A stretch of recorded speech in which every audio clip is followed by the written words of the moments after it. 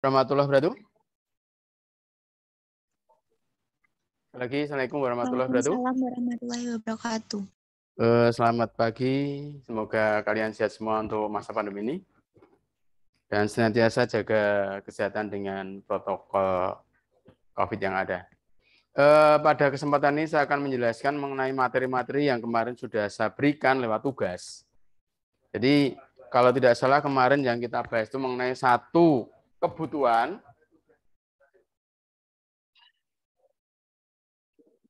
dan kedua alat pemuas kebutuhan atau pemuas kebutuhan.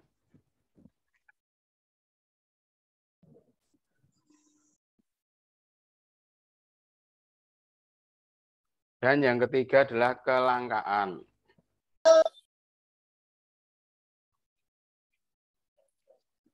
Untuk yang pertama, kita lihat mengenai kebutuhan. Yang semuanya ini nanti adalah masalah ekonomi yang utama. Jadi, kenapa kok muncul ilmu ekonomi, masalah ekonomi? Karena dua hal ini. Coba kita bahas satu persatu. Untuk kebutuhan, mungkin kalian tahu bahwa yang dimaksud dengan kebutuhan itu adalah apakah sama dengan keinginan. Jadi kan kadang orang menyebut ada punya keinginan. Apakah sama dengan kebutuhan? Pada intinya keduanya itulah sama-sama hasrat. Hasrat yang ingin dipenuhi. Cuman perbedaannya satu. Kalau yang pakai keinginan, kalau tidak terlaksana itu tidak akan begitu banyak terpengaruh. Tetapi kalau yang namanya kebutuhan, itu harus terpenuhi. Nah, itu sekilas kalau kita bicara kebutuhan. Nah, dari kebutuhan itu kita bisa melihat bahwa kebutuhan manusia itu kita lihat tidak terbatas. Nah, kenapa tidak terbatas? Kalian kemarin sudah memberikan banyak masukan bahwa karena tidak terbatasnya kebutuhan itu bisa dilihat karena sifat alami manusia. Yang mana kamu sebagai seorang siswa pengen diterima di SMA Negeri 1 Pundong. Ternyata sudah terpenuhi diterima SMA 1 Pundong. Apakah tidak akan muncul kebutuhan yang lain? Muncul saat ini sedang pandemi. Kamu mungkin berkeinginan untuk tatap muka. Nah, pada waktu tidak ada tatap muka, kamu ada edaran untuk datang ke sekolah, maka kalian itu akan dengan senang hati datang ke sekolah, walaupun masih pakai seragam SMP. Nah, ini satu. Setelah ketemu, apakah cukup? Tidak. Kamu ingin mengetahui hal-hal yang lain di SMA Pundong. Nah, itu satu contoh yang paling mudah saja. Apalagi kebutuhan yang kita wujudkan. Keluargamu semula tidak punya sepeda motor, akhirnya beli sepeda motor. Walaupun sepeda motor belinya second. Setelah punya second, apakah puas? Tidak, pengennya beli baru. Dengan berbagai cara akhirnya bisa mendapatkan sepeda motor baru. Setelah punya sepeda motor baru, apakah cukup? Tidak, karena yang di keluarga itu butuhnya 2, maka kita butuh 2. Akhirnya apa? Kita muncul lagi. Ternyata anaknya 3, nah, maka muncul lagi seperti itu. Itu adalah satu sifat alami manusia. Dan di situ juga nanti akan adanya tingkat pendapatan. Semakin tinggi pendapatan orang, maka semakin besar dan banyak tingkat kebutuhan. Sehingga kalau kita lihat di sini tadi, janganlah membeli barang karena keinginan, tapi beli barang karena satu kebutuhan. Itu prinsip ya. Kemudian ada lagi lingkungan alam, lingkungan sosial, itu nanti akan mempengaruhi terhadap kebutuhan dari manusia yang tidak terbatas. Ada juga nanti kemajuan teknologi, kemudian masalah agama kepercayaan, akulturasi kebudayaan, dan juga nanti yang paling hebat adalah perdagangan internasional. Dengan perdagangan internasional itu banyak informasi yang kita peroleh di negara-negara lain. Sehingga apa? Kita pengen meniru dan sebagainya, kita memiliki. Itu nanti akan munculkan satu bentuk keinginan dan kebutuhan. Ini sekilas dari kebutuhan. Nah, dari kebutuhan itu sendiri nanti akan kita bedakan. Bisa dibedakan dari tingkat intensitasnya atau tingkat intensitasnya, kemudian dari waktunya, kemudian bisa juga dari sifatnya, bisa juga dari subjeknya. Kalau dari tingkatan atau intensitasnya, kita bisa melihat ada 3 hal. 1, kebutuhan primer. kebutuhan yang harus dipenuhi. Kalian sudah bisa memberikan contohnya kebutuhan primer, yang kedua kebutuhan sekunder, yang ketiga tersier. Itulah kebutuhan yang ada bila dilihat dari intensitasnya atau tingkatannya. Paling utama primer, makan dan sebagainya. Nah, itu kalian sudah ada di tugas. Kemudian berdasarkan waktunya. Itu ada kebutuhan sekarang. Artinya apa? Sekarang itu harus penuhi. Yang rutinitas penuhi ya mudah aja. Makan, minum, berpakaian. Itu tidak lepas dari kebutuhan primer. Kalau dilihat waktunya itu kebutuhan sekarang. Dan juga ada kebutuhan yang akan datang. Misalnya kamu menabung untuk ke depan. Kamu belajar sekarang itu hanya untuk masa depan. Kemudian ada juga kebutuhan yang tidak terduga. Ini juga sering kita lihat. Sehingga apa? Kalau di satu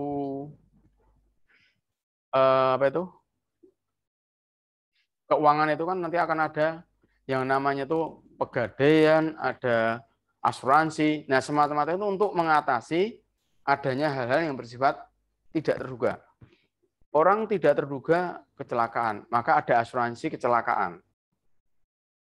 Orang butuh uang, punyanya motor, maka motor dititipkan di pegadaian. Itu ada untuk mengatasi. Sehingga Pak orang itu punya kebutuhan yang sifatnya tidak terduga. Termasuk juga sakit itu tidak terduga. Jadi nggak ada kan yang sakit direncanakan, besok tidak masuk sekolah karena sakit. Kemudian ada kebutuhan sepanjang masa. Nah, kebutuhan sepanjang masa ini adalah yang paling mudah aja orang mencari ilmu. Jadi kalau di ajaran agama itu tuntutlah ilmu sampai ke negeri Cina. Nah, kalau orang Cina sendiri kan tidak mungkin membuat tuntutlah ilmu ke negeri kita sendiri kan tidak ya. Tapi bagi kita karena harapannya Cina itu jauh banget. Artinya apa? Kita punya motivasi untuk menuntut ilmu sampai tempat yang sangat jauh. Itu adalah kebutuhan sepanjang masa. Kemudian menurut sifatnya ada kebutuhan jasmani berkaitan dengan fisik diri kita. Dan kebutuhan rohani bersifat dengan rohani kita. Kamu dengarkan pengajian, kemudian kamu dengar lagu-lagu, itulah kebutuhan kamu piknik, tadi tur, pergi ke satu tempat dalam rangka apa? Memenuhi kebutuhan rohani. Kemudian ada juga kebutuhan dari subjeknya, yaitu kebutuhan individu dan kebutuhan umum. Kebutuhan umum contohnya apa? Ada pembangunan jalan lintas selatan.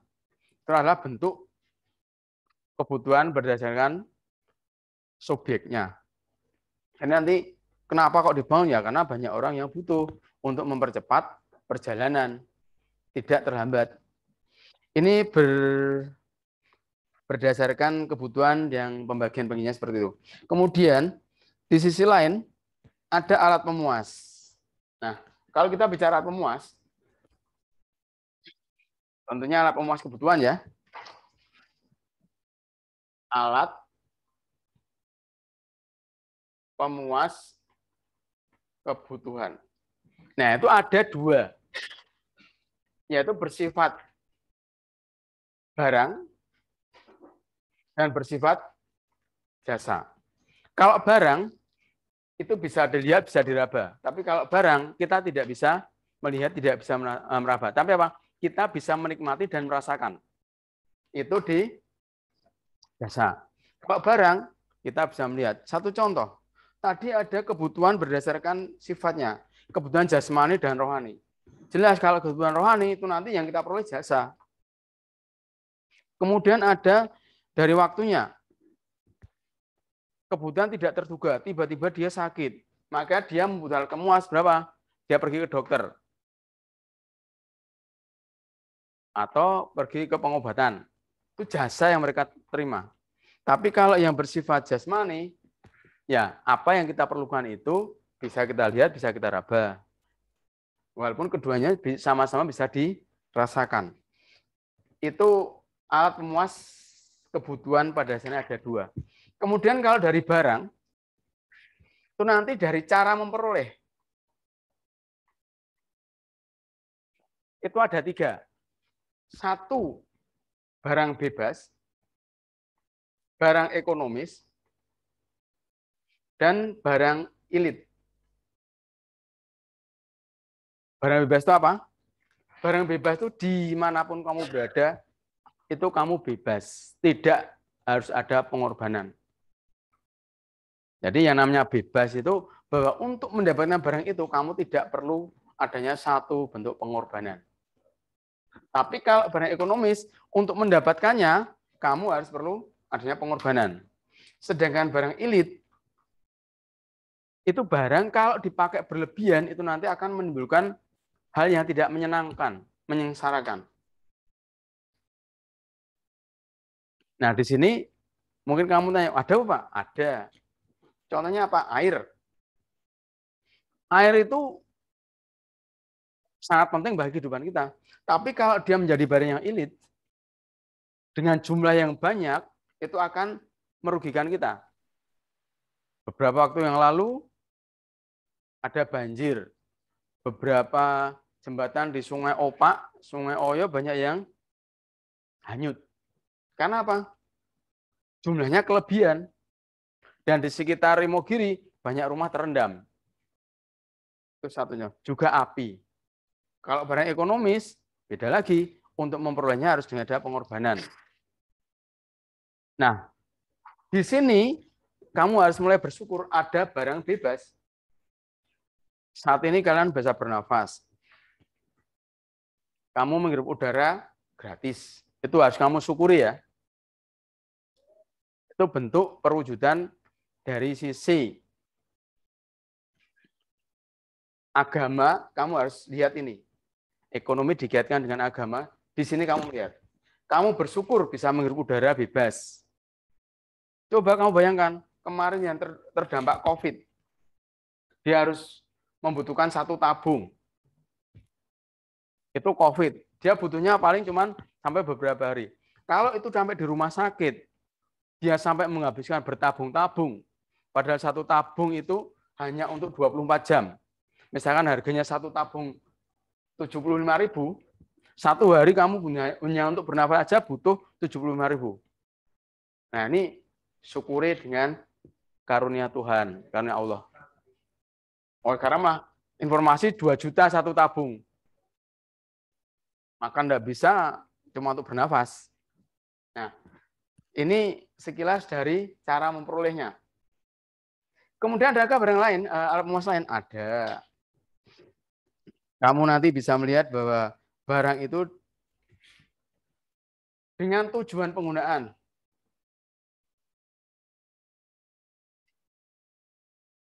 Ada barang produksi. Ada barang konsumsi. Kemudian ada juga berdasarkan hubungan dengan barang lain. Hubungan dengan barang lain. Nanti ada barang substitusi dan barang komplementer. Kemudian juga barang sebagai jaminan. Mana ya? Sebagai jaminan. Ada barang bergerak, ada barang tidak bergerak. Kemudian berdasarkan proses pembuatan.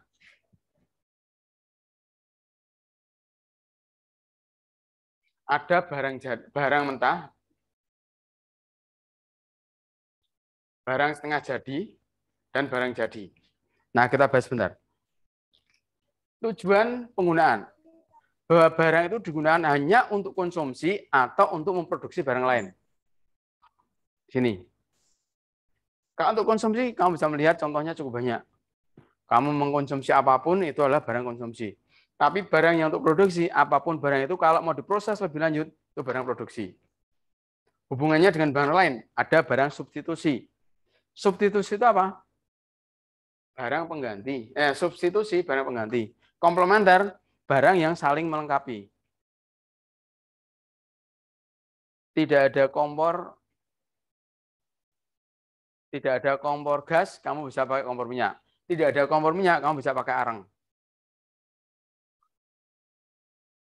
Komplementer, kamu mau buat minuman, harus ada teh dengan gula, kopi dengan gula. Itu jodohnya. Kamu mau nondomi, mau menjahit, harus ada jarum dan benang. Nggak mungkin kamu menjahit hanya pakai jarum tanpa benang. Tidak mungkin kamu menjahit hanya pakai benang saja. Kemudian sebagai jaminan barang bergerak dan tidak bergerak. Maksud barang bergerak itu mudah dipindah tangankan. Punya saya bisa dipindahkan ke orang lain dengan cepat. Itu barang bergerak. Contohnya apa? Perhiasan. Orang butuh uang, perhiasan bawa ke pasar, bawa ke toko emas, udah langsung cair jadi uang. Barang tidak bergerak, banyak sekali. Ada tanah, bangunan, karena apa? Perlu proses yang panjang. Tidak langsung bisa diuangkan. Kalau motor, Pak, motor bisa barang bergerak, bisa barang. Kalau mau jadi barang bergerak, BPKB-nya saja sebagai barang jaminan. Cepat. Tapi kalau motornya tawar-menawar susah. Kemudian proses pembuatan. Dalam proses pembuatan ada bahan baku. Bahan baku,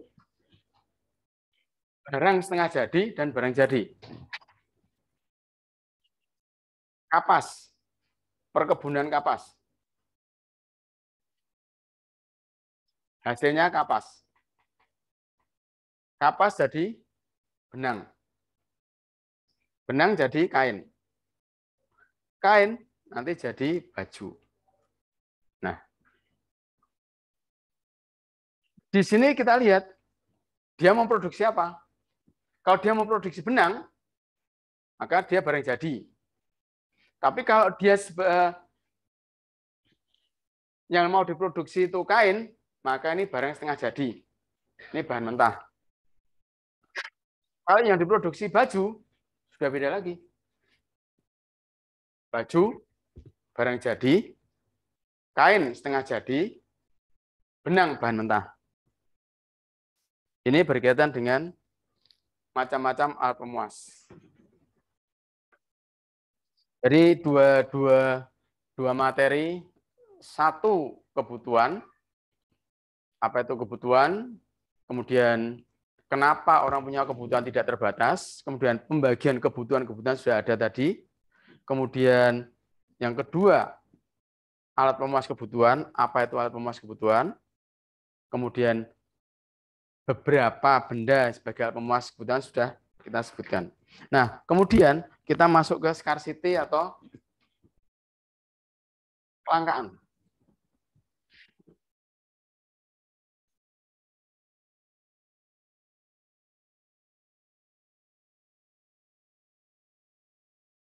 Jadi kita masuk ke kelangkaan, ke scarcity. Nah, kenapa muncul kelangkaan? Kelangkaan itu muncul karena apa? Ada yang tahu? Mungkin? Oh, itu dimatikan semua anunya ya. Apa itu mic-nya? Hah?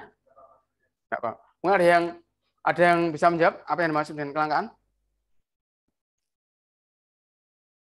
Alven?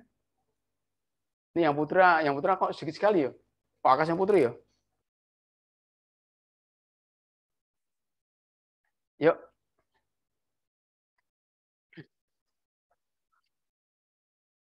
Kelangkaan itu tidak hanya kesesuaian dalam memenuhi kebutuhan. Itu langka itu jumlahnya sedikit.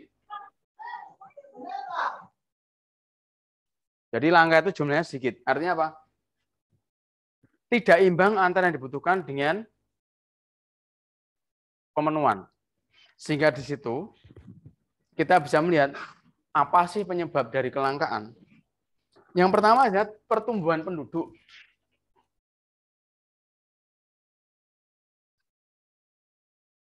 Kemudian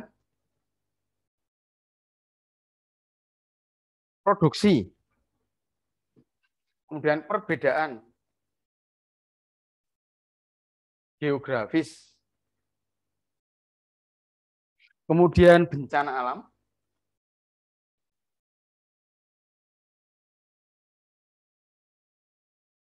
Pandemi.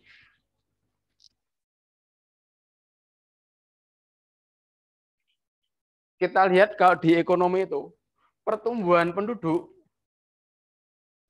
seperti deret ukur.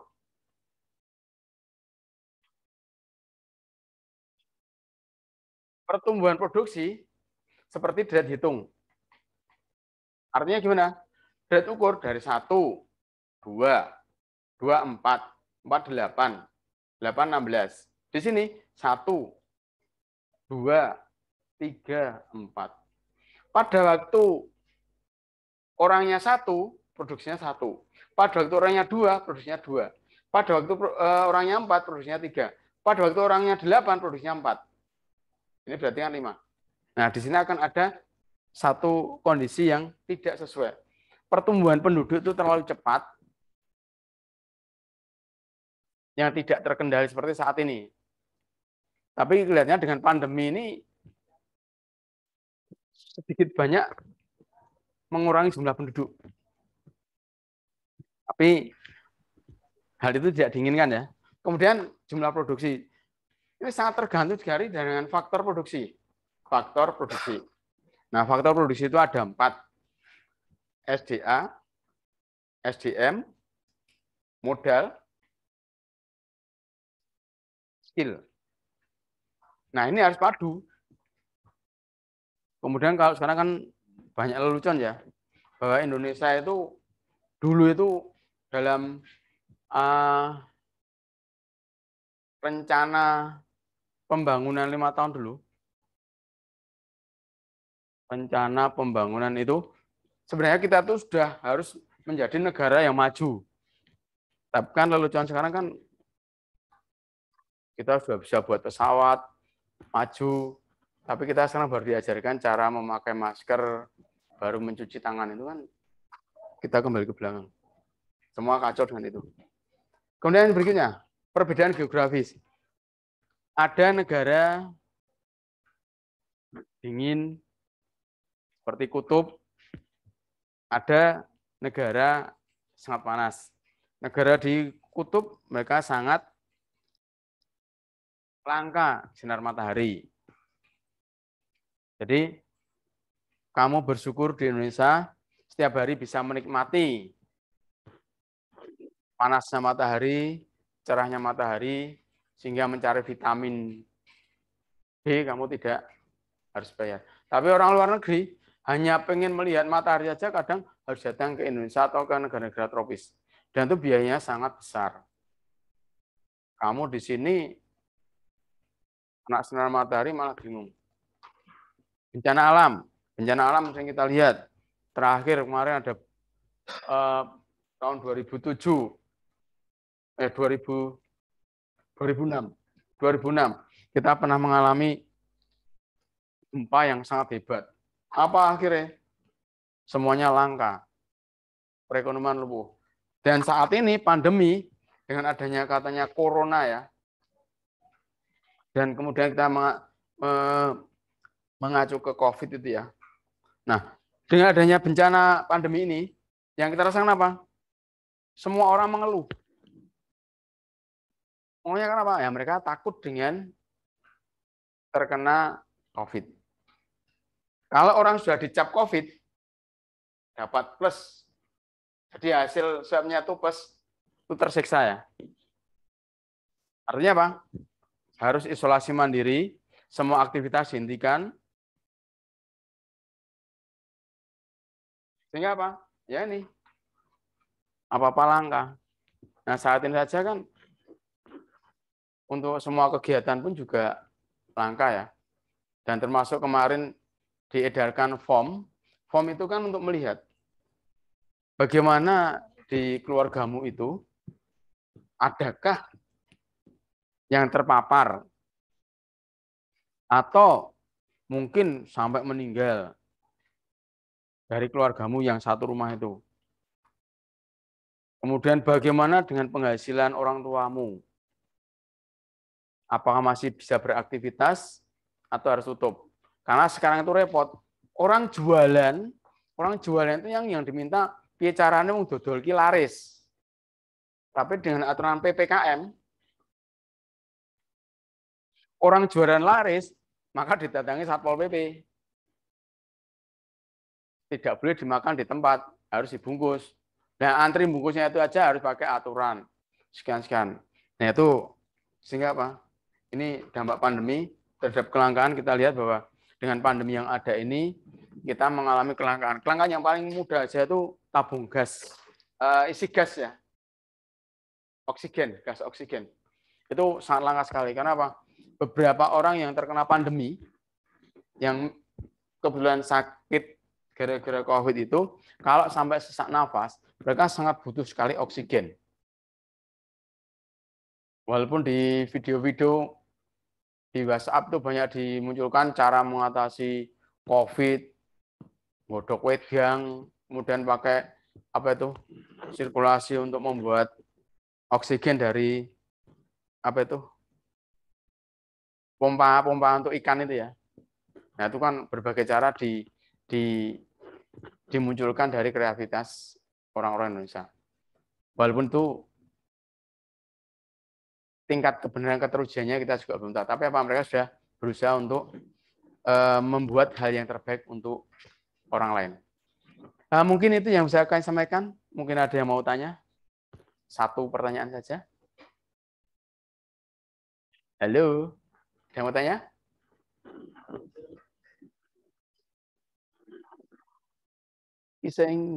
Belum pernah lihat ini satu wajahnya itu. Udah dimatikan apa ya? Kalau tidak kebetulan dibuka sekilas saja pakai face-nya, bukan DP. Kalau tidak keberatan tidak apa-apa. Oh, ini Elma Nur Hasanah. Mau tanya enggak, Nur?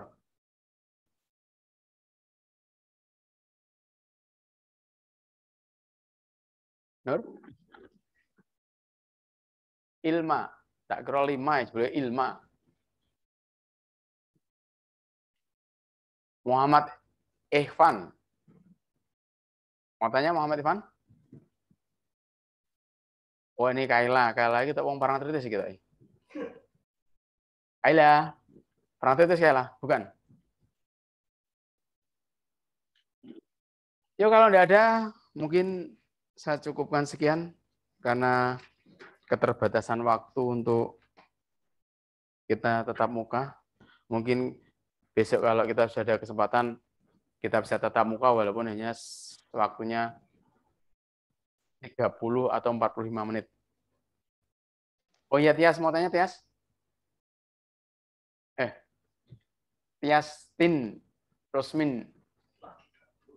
Oh, baru gabung tuh. Wah, telat terus. Sekali lagi kalau sudah, nanti bisa dilihat di YouTube ya, Pak. YouTube-nya nanti bisa diulang apa yang saya jelaskan. Hah?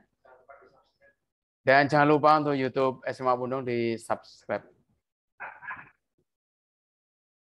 Semuanya itu untuk mendukung kegiatan kita. Dan suatu saat kalian juga bisa ngobrol secara live di sini. Silakan saja nanti, Pak, saya pengen memberikan apa itu, membagikan cerita atau kegiatan yang bisa dikembangkan di SMA Pundong. Nanti kamu menggandeng bisa langsung ke Pak Lulu ataupun lewat OSIS dan sebagainya. Mungkin terima kasih itu saja yang bisa saya sampaikan. Mungkin banyak belum saya sampaikan secara penuh. Saya akhiri. Assalamualaikum warahmatullahi wabarakatuh. Waalaikumsalam warahmatullahi wabarakatuh. Mau konten kondora gelem ini.